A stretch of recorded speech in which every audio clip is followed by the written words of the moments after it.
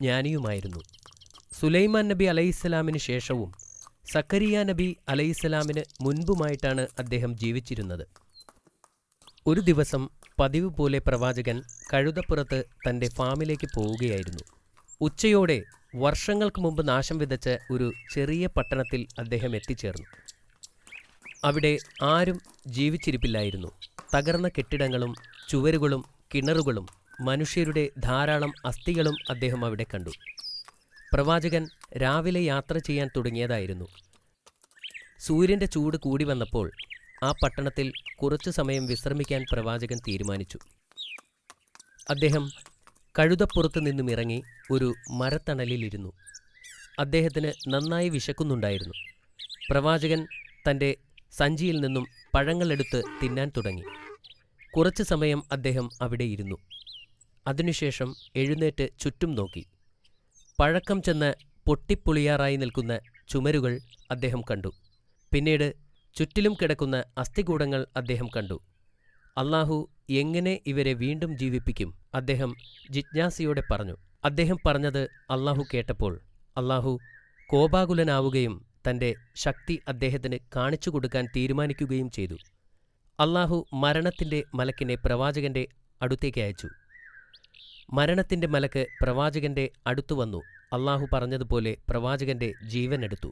പ്രവാചകൻ ജീവനില്ലാതെ കുറേ കാലം അവിടെ കിടന്നു. അതിനിടയിൽ പ്രവാചകന്റെ കഴുതയും ചത്തുപോയി. ഏകദേശം 100 വർഷം പ്രവാചകൻ അങ്ങനെ മരണപ്പെട്ട് കിടന്നതായി പറയപ്പെടുന്നു. ആ 100 വർഷത്തിനിടയിൽ ധാരാളം മാറ്റങ്ങൾ സംഭവിച്ചു. ഒരു ദിവസം പ്രവാചകനെ മരണത്തിൽ നിന്ന് ഉണർത്താൻ അല്ലാഹു തീരുമാനിച്ചു. മരണത്തിന്റെ മലക്കിനെ അദ്ദേഹത്തിനടുത്തേക്ക് വീണ്ടും അയച്ചു. മലക്കെത്തി പ്രവാചകനെ മരണത്തിൽ നിന്നും പുനർജീവിപ്പിച്ചു.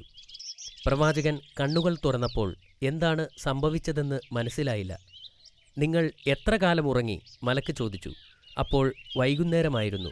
പ്രവാചകൻ ഉറങ്ങിയിരുന്നത് ഉച്ചയ്ക്കായിരുന്നു. ഞാൻ 1 ദിവസം അല്ലെങ്കിൽ പകുതി ദിവസം ഉറങ്ങി. അദ്ദേഹം ആശയക്കുഴപ്പത്തോടെ മറുപടി പറഞ്ഞു. നിങ്ങൾ 100 വർഷമായി ഉറങ്ങുകയായിരുന്നു, മലക്ക് പറഞ്ഞു. അത് കേട്ടപ്പോൾ പ്രവാചകൻ ഞെട്ടിപ്പോയി. അദ്ദേഹം ജീവിതത്തിലേക്ക് തിരികെ വന്നത് അല്ലാഹുവിൻ്റെ ശക്തി കാരണമാണെന്ന് അദ്ദേഹം മനസ്സിലാക്കി. പിന്നീട് മലക്ക് പ്രവാചകന്റെ കഴുതയെയും ഉണർത്തി. പ്രവാചകൻ അദ്ദേഹത്തിന്റെ വീട്ടിലേക്ക് തിരിച്ചു പോകാൻ തുടങ്ങി. അദ്ദേഹം തൻ്റെ ജന്മദേശത്തെത്തിയപ്പോൾ വീണ്ടും അത്ഭുതപ്പെട്ടു. നഗരം മുഴുവനും മാറിയിരിക്കുന്നു. പുതിയ കടകളും പുതിയ തെരുവുകളും ഉണ്ടായിരുന്നു. അദ്ദേഹത്തിന് ആരെയും തിരിച്ചറിയാൻ കഴിഞ്ഞില്ല.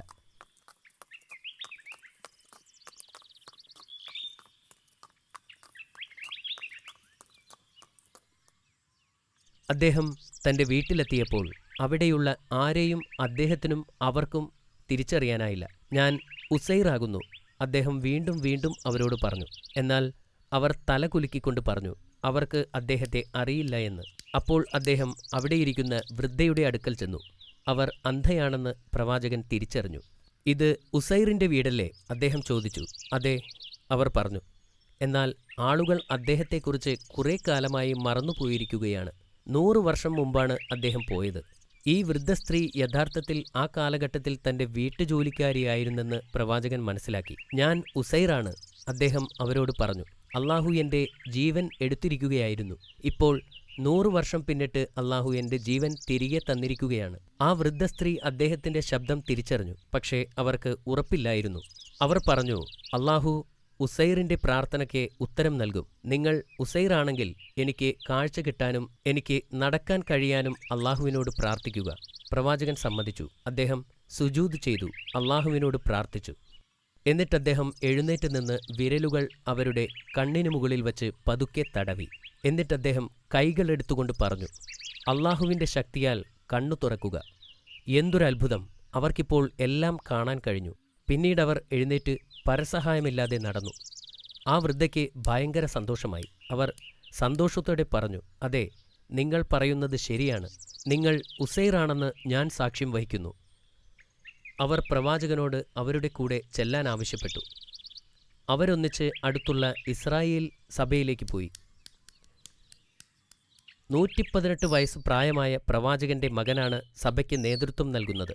അയാളുടെ കുട്ടികളും വലിയ കുട്ടികൾ പോലും സഭയുടെ ഭാഗമായിരുന്നു.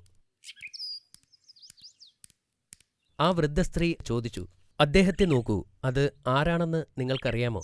പക്ഷേ ആരും അദ്ദേഹത്തെ തിരിച്ചറിഞ്ഞില്ല. അത് നിങ്ങളുടെ പിതാവാണ് ഉസൈർ. അദ്ദേഹം തിരിച്ചെത്തിയിരിക്കുന്നു. നിങ്ങൾ കള്ളം പറയുകയാണ്. അദ്ദേഹത്തിന്റെ മകൻ പറഞ്ഞു. 100 വർഷം കഴിഞ്ഞ് എങ്ങനെയാണ് അദ്ദേഹം തിരിച്ചുവരുന്നത്? എന്നെ നോക്കൂ, ആ വൃദ്ധ പറഞ്ഞു. ഞാൻ നിങ്ങളുടെ പഴയ ജോലിക്കാരിയാണ്. എനിക്ക് മുൻപ് കാഴ്ചയുണ്ടായിരുന്നോ? നീ എന്നെ അവസാനമായി കണ്ടപ്പോൾ എനിക്ക് നടക്കാൻ കഴിയുമായിരുന്നോ? നിന്റെ പിതാവ് എനിക്ക് വേണ്ടി അള്ളാഹുവിനോട് പ്രാർത്ഥിച്ചു. ഇപ്പോൾ എനിക്ക് നടക്കാനും കാണാനും കഴിയും. പ്രവാചകന്റെ മകൻ അവരുടെ അടുത്തേക്ക് ചെന്നു. എന്റെ പിതാവിന്റെ തോളിൽ ഒരു കറുത്ത മറുകുണ്ടായിരുന്നു എന്ന് അദ്ദേഹം പ്രവാചകനോട് പറഞ്ഞു. നിങ്ങൾക്ക് ആ മറുകു കാണിക്കാൻ കഴിഞ്ഞാൽ ഞങ്ങൾ നിങ്ങളെ വിശ്വസിക്കാം. പ്രവാചകൻ അദ്ദേഹത്തെ മറുകു കാണിച്ചു. അത് തന്റെ പിതാവ് തന്നെയാണെന്ന സത്യം അദ്ദേഹം തിരിച്ചറിഞ്ഞു. അദ്ദേഹം തിരിച്ചു വന്നതിൽ എല്ലാവർക്കും സന്തോഷമായി. പ്രവാചകൻ ഉറങ്ങിക്കിടന്നിരുന്ന ആ സമയത്ത് ബാബിലോണിന്റെ ദുഷ്ടനായ രാജാവ് നെബുക്കദ്നേസർ അവരുടെ മതത്തെ നശിപ്പിക്കാൻ വേണ്ടി തൗറാത്ത് ഗ്രന്ഥത്തിന്റെ എല്ലാ പകർപ്പുകളും നശിപ്പിച്ചു. ലോകത്ത് അവശേഷിച്ചിട്ടുള്ള ഒരേയൊരു തൗറാത്ത് ഗ്രന്ഥത്തിന്റെ പകർപ്പ് മണ്ണിലെവിടെയോ കുഴിച്ചിട്ടിരിക്കുകയാണ്. അത് പ്രവാചകന് മാത്രമേ അറിയൂ. അള്ളാഹു വലിയവനാണ്, അദ്ദേഹത്തിന്റെ ഒരു കൊച്ചുമകൻ പറഞ്ഞു. തൗറാത്ത് ഗ്രന്ഥത്തിന്റെ അവസാന പതിപ്പ് എവിടെയാണെന്ന് ഞങ്ങളോട് പറയാൻ താങ്കൾക്ക് മാത്രമേ കഴിയൂ. തൗറാത്ത് കുഴിച്ചിട്ടിരിക്കുന്ന സ്ഥലത്തേക്ക് പ്രവാചകൻ ജനങ്ങളെ കൊണ്ടുപോയി. അദ്ദേഹം അത് പുറത്തെടുത്തു. ആ പകർപ്പ് കണ്ടപ്പോൾ ജനങ്ങൾക്ക് സന്തോഷമായി.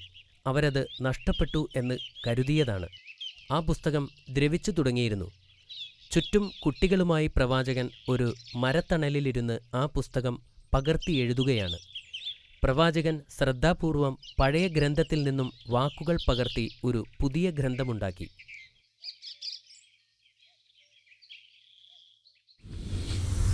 പിന്നീട് അദ്ദേഹം ഇസ്രായേലിൽ വച്ച് വഫാത്തായി. മാഷാ അല്ലാ, രസകരമായ കഥയായിരുന്നു.